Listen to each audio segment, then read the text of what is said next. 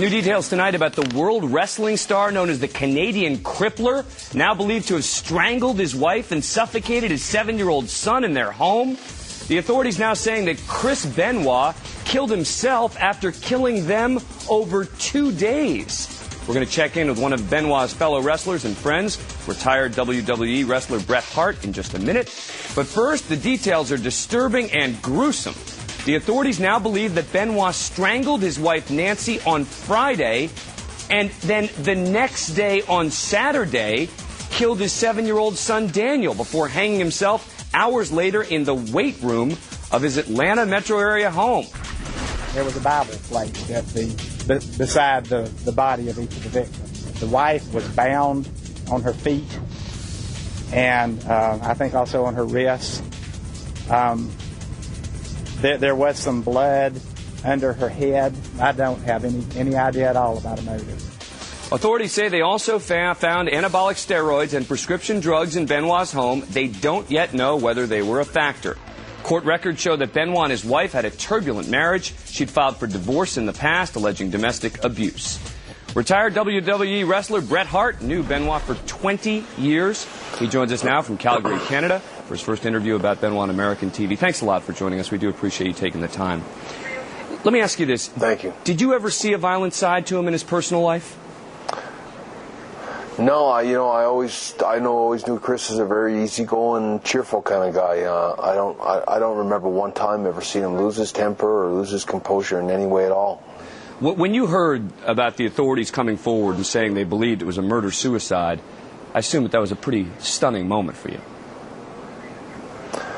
You know, and I just kept trying to tell myself there was some other reason for it. And I think, like a lot of people that knew him and a lot of the wrestlers, I think everyone that's sort of coming to terms with this right now, I think everyone was hoping there was some other, that there was a better explanation than this, you know. But I think it's going to be a long time before anybody gets over this in the wrestling business.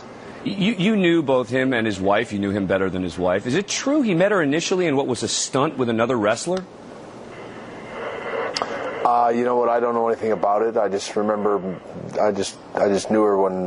Unfortunately, most of the times I met Chris's wife, it was at funerals, and you know, everything I knew about her was that she was a very nice person and that they got along great. I don't remember Chris ever confiding in me any kind of marital problems, and I never had any idea that things were anything but rosy there. I always thought he was a good family man and a good husband, and I never knew any different. And whatever problems have been building between him and his wife over the years, and even how they met, I wouldn't know. You say you met him at funerals. You know, we've got some statistics which are pretty amazing, sort of sad and amazing, about the number of wrestlers who have died, even in just, let's say, the last 10 years.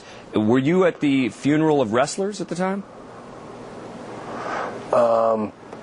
I would say it's fair to say there's been far too many funerals in wrestling. I can't explain. There are a lot of them from so many different reasons. There's a tremendous amount of pressure put on wrestlers to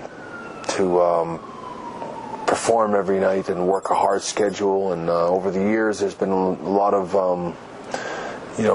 wrestlers have involved themselves with steroids and painkillers and things like that. But it's my understanding that a lot of that has been remedied over the last few years, and I'm hoping that steroids aren't tied in with this as any kind of. I don't want to see this pinned on steroids. I think that there's a deeper. It goes beyond that at this point. Is this going to bring wrestling down? But, who's to say? Is this going to be a sort of a POC that wrestling won't be able to overcome?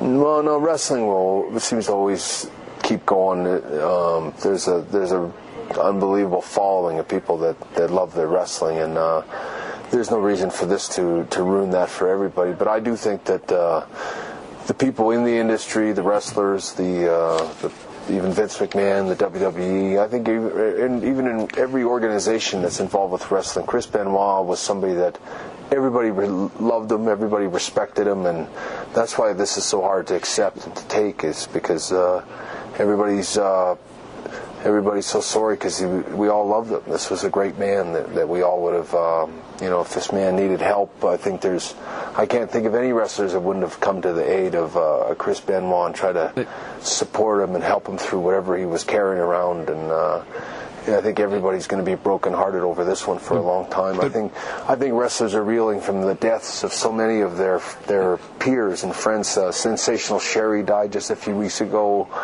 Bam Bam Bigelow died a few months back. These guys all died because they had nothing left. They were depressed and brokenhearted, and I think depression is a big problem that wrestlers are dealing with on a day-to-day basis right now, and this is only going to magnify. Well, let me ask you about that. I mean, you said that he was the kind of guy anyone would go do anything for. Did people just misread him? I mean, or could it have been steroids or some other kind of drugs?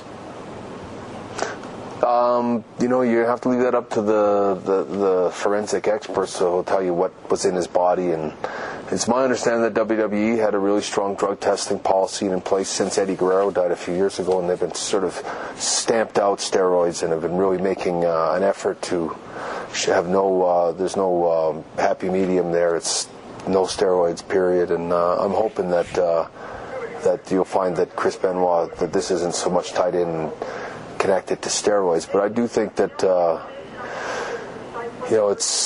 it's possible that steroids are a factor. I think you just have to look at the facts as they come in. Bret Hart, thanks a lot for taking the time. We appreciate it.